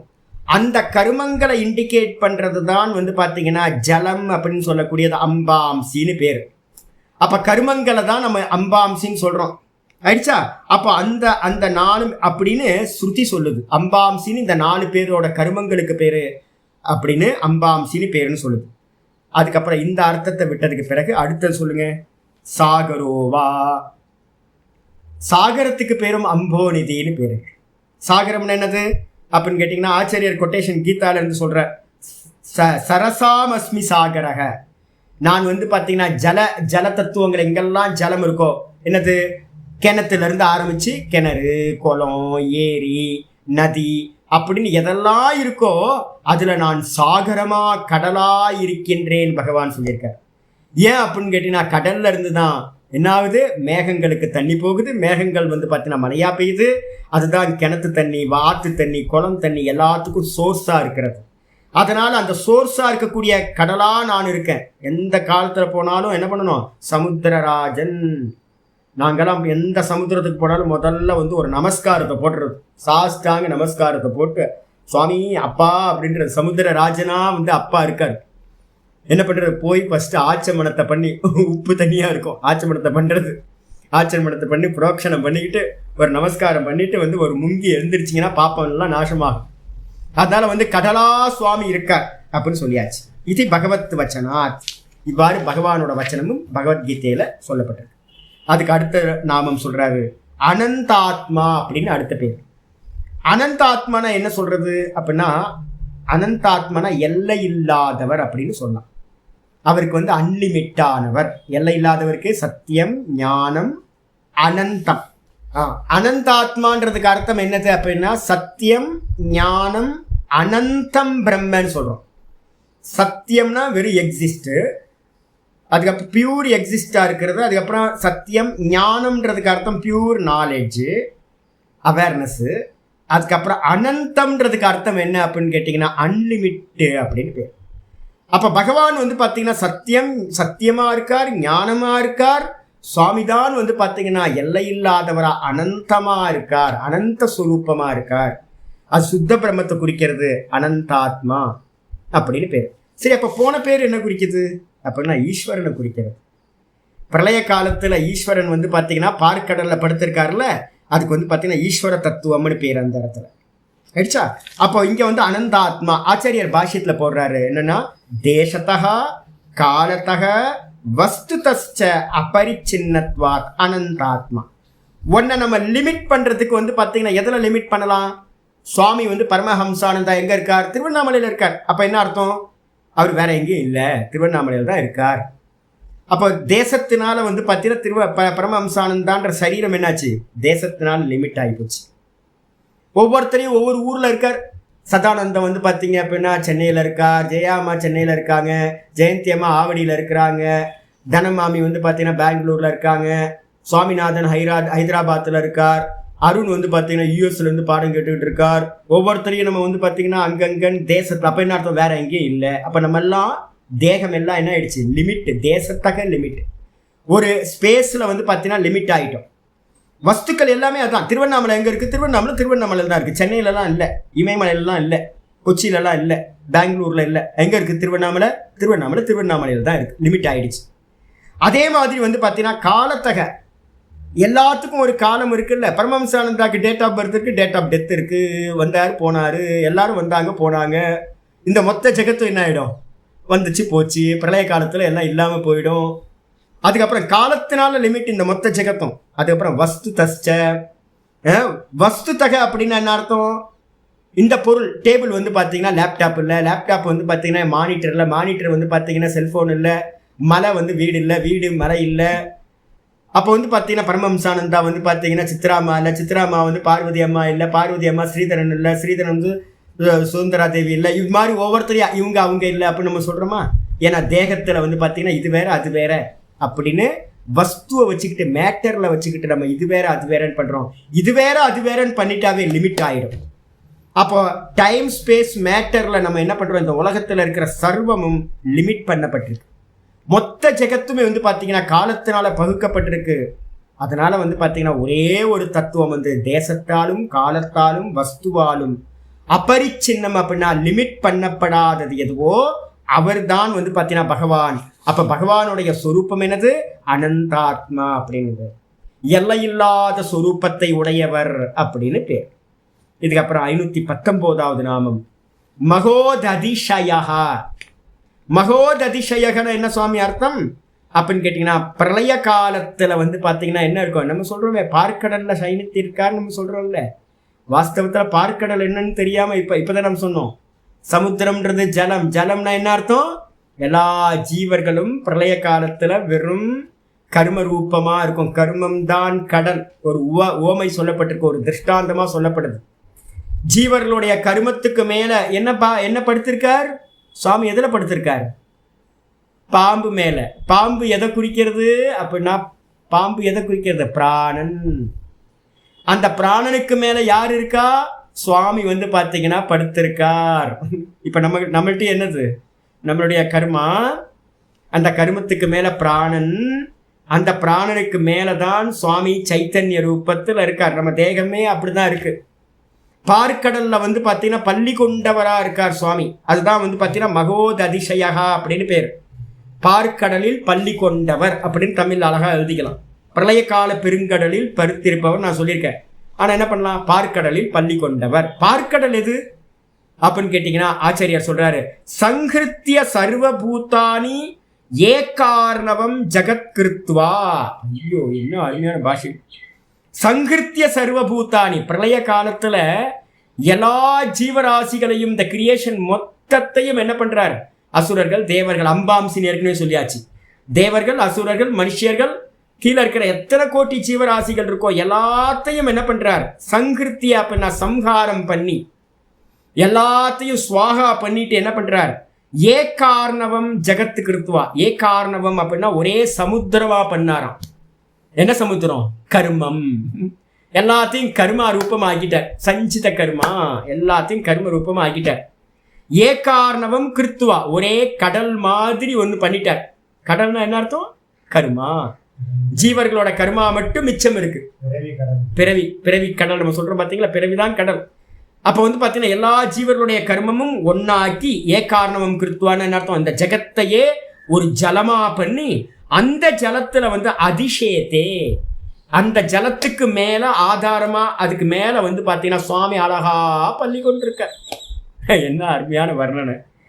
மகோததிசய மகோததிம் இது மகோததிசயா, அதிசயத்தே மகோததிம் இது. அந்த பெரிய பெருங்கடல்ல, பார்க்கடல்ல ஜீவர்களுடைய கர்மா, கோடிக்கணக்கான ஜீவர்களுடைய கர்மாவும் இருக்கு. அதுக்கு மேல அழகா வந்து சயனம் பண்றதுனால பகவானுக்கு பேரு மகோததிசயான்னு பேரு. அதிசயா, படுத்திருப்பவர் அப்படின்னு பேர். இப்ப நம்ம தூக்கத்துல வந்து யார் இருக்கா? அப்ப வந்து பாத்தீங்கன்னா என்ன அர்த்தம் அப்படின்னு கேட்டீங்கன்னா, சுவாமி வந்து பார்க்கடலில் பள்ளி கொண்டவர். டெய்லி நம்ம என்ன பண்றோம்? சுவாமி எங்க இருக்கார்? பார்க்கடல் எங்க இருக்கு?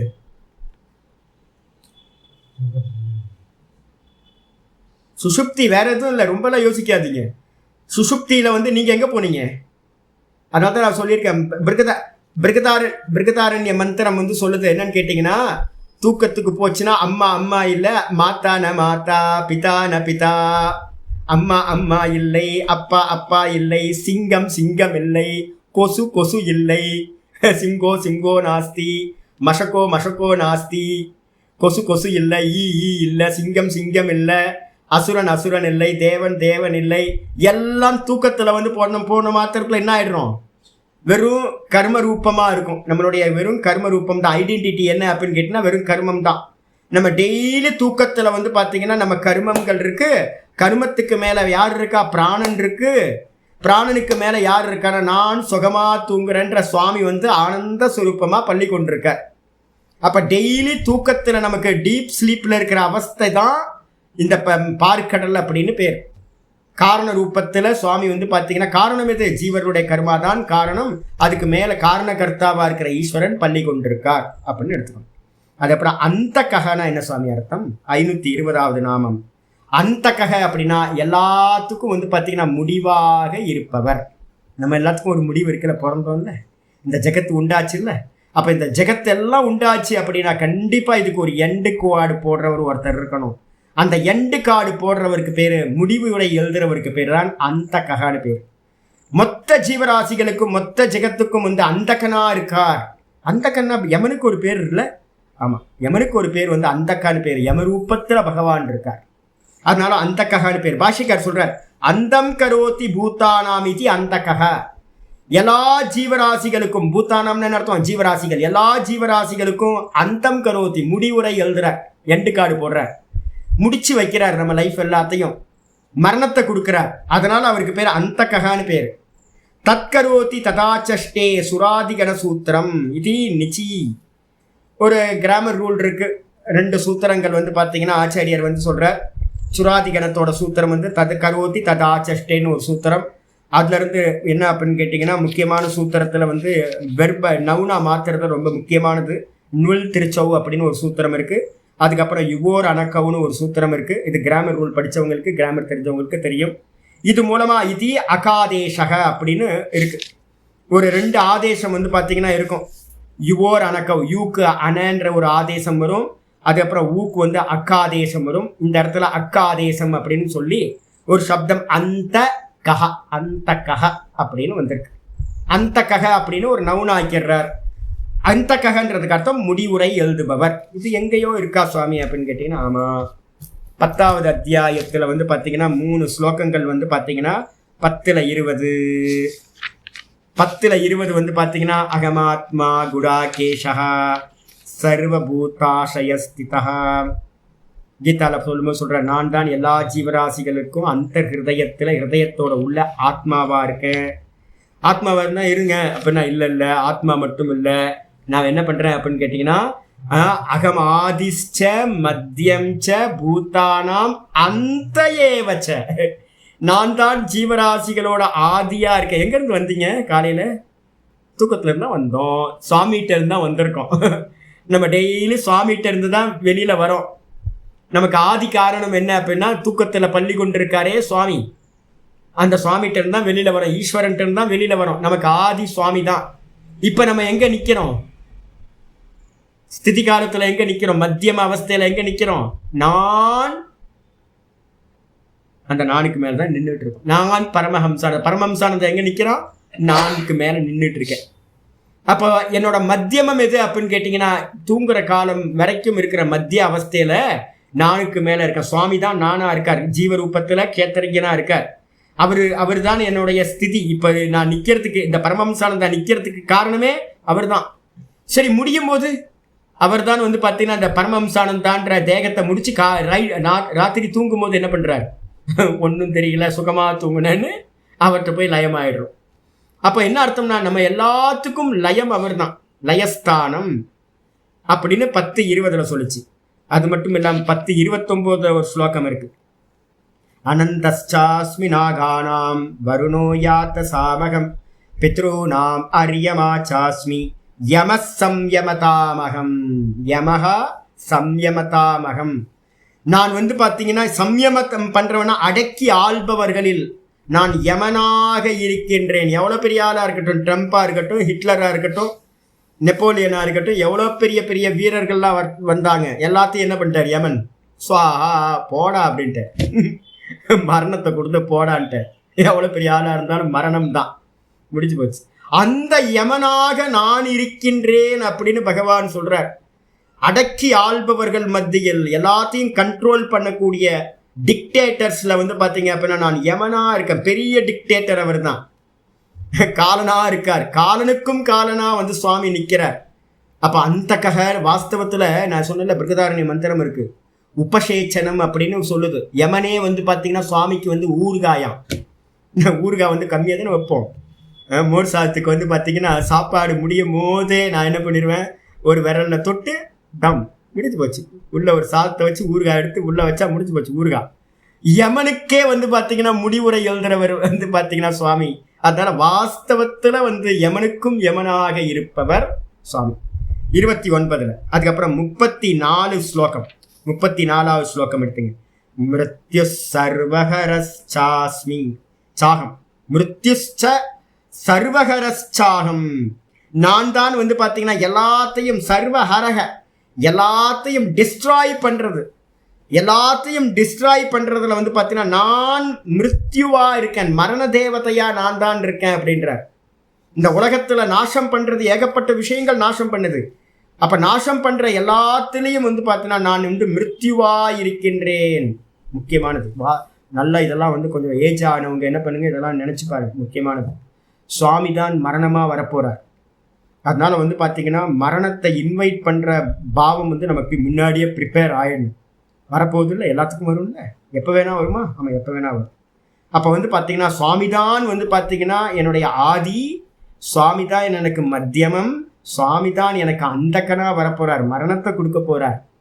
அதனால் வந்து பார்த்திங்கன்னா மரணத்தை பார்த்து பயப்படாதீங்க. மரணம் வந்தும் எல்லாத்துக்கும் மரண பயம் வரும்.